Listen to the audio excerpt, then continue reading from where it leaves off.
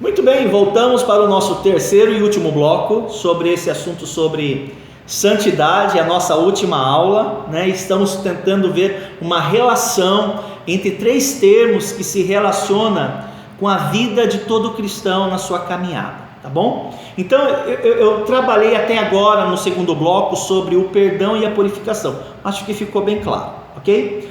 Aí eu deixei uma perguntinha para você pensar, tá bom? Qual é a relação, ou o que tudo isso tem a ver com santificação, né? Bem, em primeiro lugar, presta atenção, em primeiro lugar, para você se santificar, você tem que ter passado pelo perdão e pela purificação, está entendendo? Para que você possa se santificar, você tem que ter passado primeiro pelo perdão e a purificação. Perdão não é santificação, purificação não é santificação, mas para você se santificar, você tem que passar pelo perdão e pela purificação. Isso quer dizer que ninguém, nem mesmo um cristão, vai conseguir se santificar se não buscar o perdão e a purificação, ok? Ou seja, é impossível haver santificação sem que haja primeiro uma confissão contrita, compungida de pecados anteriormente cometidos. Por isso que alguns crentes, eles fracassam na santificação, porque eles querem a santidade sem arrepender-se de pecados que eles cometeram, de seus vícios, maus hábitos. Não, a santificação, ela é posterior ao perdão e à purificação.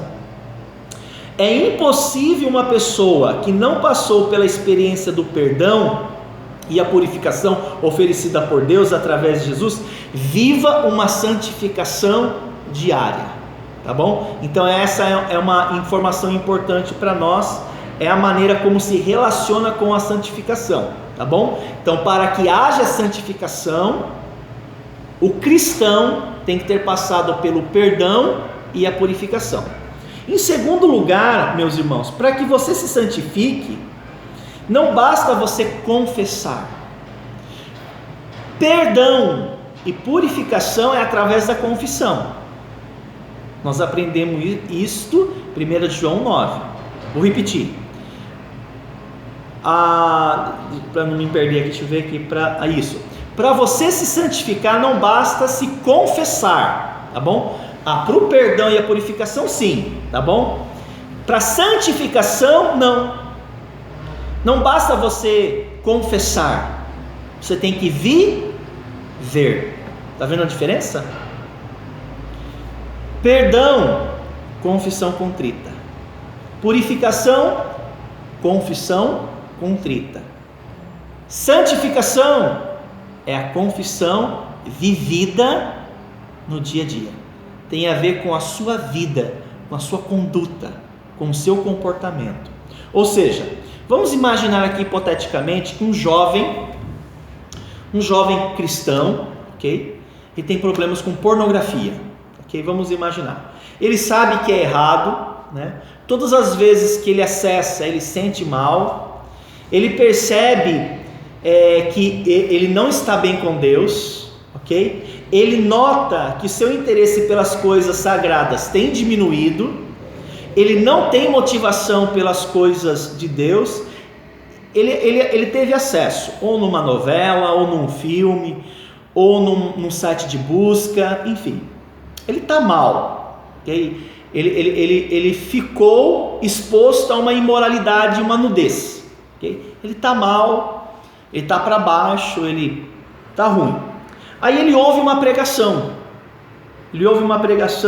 ou ele pega a Bíblia, ele lê alguns trechos da Bíblia Sagrada, e ele fica profundamente tocado com as verdades que ele leu ou ouviu. Ok, ele se vê então compelido a confessar a Deus aquele pecado de pornografia. Ok, aí ele confessa. Ele reconhece o erro que ele fez, ele está quebrantado, ele está humilhado.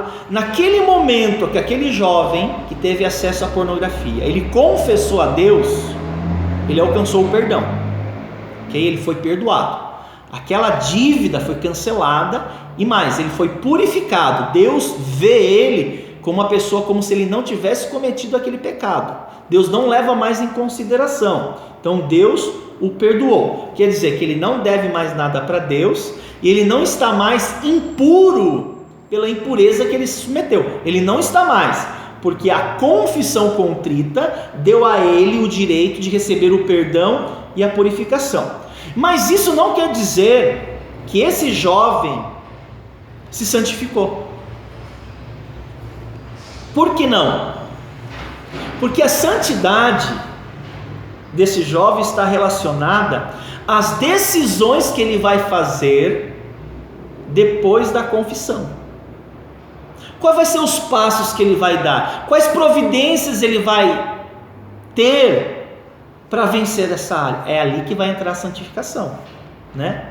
Depois de ter recebido o perdão e a purificação. Por exemplo, ele confessou arrependido, e agora o que ele vai fazer com o perdão e a purificação que ele recebeu, né? Isso deve levá-lo a tomar algumas providências, né? Por exemplo, se esse jovem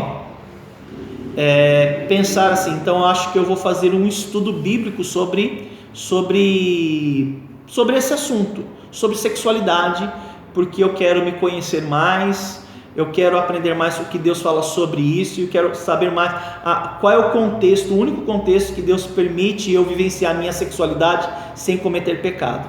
Quando ele começa a fazer os estudos, quer dizer que ele está se santificando. Está entendendo? Ou ele confessa o pecado, ele foi perdoado, ele foi purificado, e ele decide então ir no seu computador ou no seu smartphone, e ele deleta, ele apaga todas as imagens que ele tem guardado, todas as revistas que ele tem guardado, ele queima, ele joga tudo fora. Essa atitude dele é uma atitude de santificação. Então a santificação tem a ver com alguns passos que eu dou depois que eu confessei, que está relacionado ao pecado que eu confessei. Ou talvez ele coloca um bloqueador no seu celular, no seu smartphone ou no seu computador de nudez. Quando ele baixa aquele aplicativo, esse bloqueador de nudez, ele está se santificando. Ou seja, ele está fazendo algo concreto em relação àquela área que ele falhou. Ou talvez, quando ele se sentir tentado, ele vai fugir da aparência do mal. Ele vai evitar flertar com moças. Ele vai evitar prestar atenção no vestuário de algumas pessoas. Quando ele decide tirar os seus olhos, porque às vezes nós não controlamos o primeiro olhar, né? O problema não é o primeiro olhar, o problema é o segundo olhar, né? Ou seja, nós olhamos e a gente volta a olhar. Esse segundo olhar que é o problemático, é ali que entra o pecado. A impureza está no segundo olhar, né? Ou seja, ele viu algo impuro, aquilo mexeu com ele, ok? Ele é humano, aquilo mexeu com ele. O que ele vai fazer com aquela imagem que ele viu? Não, ele vai mudar o percurso dele e vai mirar os olhos dele para uma outra direção. Esse ato é santificação, né? Por quê? O que é santidade, meus irmãos? Um dos estudos, não sei se vocês se lembram, nós definimos santidade. O que é santidade? São duas palavrinhas, lembra? A maioria de vocês acertaram. Santidade tem a ver com separar-se, né? Tem a ver com consagrar-se. Então eu estou me separando daquela imagem e eu vou me consagrar a Deus. Eu não quero. Desejo eu tenho, mas eu não vou fazer porque eu vou mortificar os feitos da minha carne. Eu não vou atender esse desejo que está atentando para a minha carne. Eu não vou fazer isso. E ao fazer isso eu estou me santificando. Isso se aplica, irmãos, nas mais diversas áreas. Eu dei um exemplo para vocês. Então, santidade é uma decisão feita por qualquer cristão depois que ele confessou, depois que ele falou tudo para Deus, ele obteve o perdão, a purificação dos seus pecados, ou seja, ele está bem com Deus agora, ele não deve nada. Ele foi purificado da sua consciência de obras mortas. Nossa, o que eu fiz, o que eu acessei foi terrível. Esse jovem, ele não tem mais essa culpa. Deus limpa a consciência dele. Então o que ele faz a partir de agora? Então ele vai se separar. Isso é uma decisão diária. Todos os dias ele vai enfrentar decisões em relação que ele vai ter que se afastar de práticas pecaminosas, né? Para eu encerrar essa relação entre perdão, purificação e santificação, eu quero compartilhar com vocês um episódio que está lá no Antigo Testamento. Abra sua Bíblia no livro de 2 de Crônicas, por favor. 2 de Crônicas, capítulo 29, por favor. 2 de Crônicas, capítulo 29. Abra sua Bíblia. Nós temos aqui um exemplo no Antigo Testamento que mostra de modo muito claro como que a santificação ela se concretiza, né? Ou seja, tem a ver com atos que eu faço depois do arrependimento, ok? Muito bem. 2 de Crônicas, capítulo 29, de 1 a 6. Eu vou ler o trecho, você acompanha comigo. Tinha Ezequias 25 anos de idade quando começou a reinar, e reinou por 29 anos em Jerusalém. Sua mãe chamava-se Abia e era filha de Zacarias. Fez ele o que era reto perante o Senhor, segundo tudo quanto fizera Davi seu pai. No primeiro ano do seu reinado, no primeiro mês, abriu as portas da casa do Senhor e as reparou. Veja as ações que Ezequias teve durante o seu reinado nos primeiros anos. Presta atenção. Trouxe os sacerdotes e os levitas, ajuntou-os na praça oriental e lhes disse: ouve-me, ó levitas. Presta atenção no que ele está falando. Santificai-vos agora e santificai a casa do Senhor, Deus de vossos pais. Tirai do santuário a imundícia. Está vendo? A santificação tem a ver com alguma ação prática.